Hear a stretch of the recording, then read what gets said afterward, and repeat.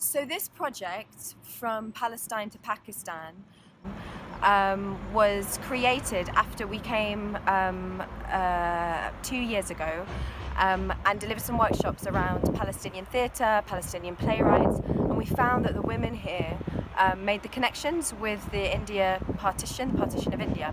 So now we came and delivered kind of a similar project over about 10 weeks and started with Palestine, brought stories, brought video, poetry, plays, lots of discussions, theatre games, different things like that, which then led on to looking at the partition of, and it was brilliant, and it's great to make those connections, the connections of British colonialism and stories of migration, that a lot of us have these shared histories and many of us don't know about them, and we still carry that trauma, and that there are things that are still ongoing.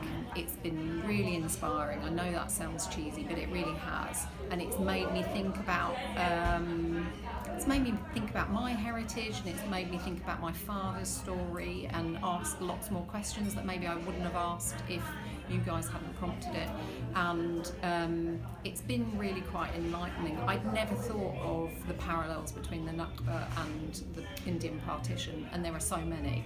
And it's also made me think about other journeys and other kind of forced journeys that people have made around the world.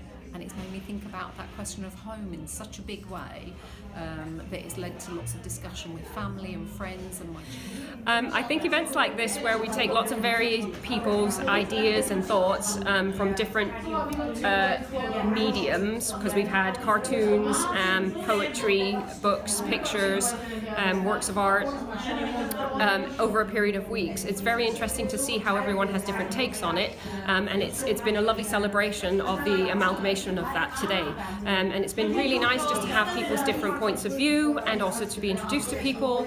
And for me myself, it's been an education, because I didn't know that much about the Nakba, and it's been very interesting for me to see the parallels between the partition and the division that happened in 1947 in Pakistan and India. I feel that I've got quite a bit out of it, learning about the Nakba, about the partition of India and Pakistan. I didn't know about it, but I've learned more about it, and then participating in the creative writing I really enjoyed doing.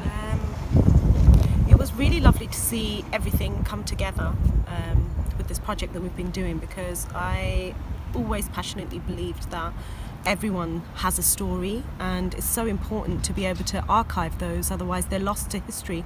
And a lot of the time the history that we get is a very sanitized version, and I know what that feels like, because my nan's story, she was 17 at the time of partition. Had we not archived that, had we not sat with her, had we not explored those that narrative, it would have been lost. And it's really important to me to be able to enable that in others. And today what we saw with the project that brought together the stories of the Nakba of 1948 and the partition of India and Pakistan, it was a really beautiful thing to see all these women responding in their unique ways. So we had sharings from women that hadn't publicly spoken before, and that was really lovely to see.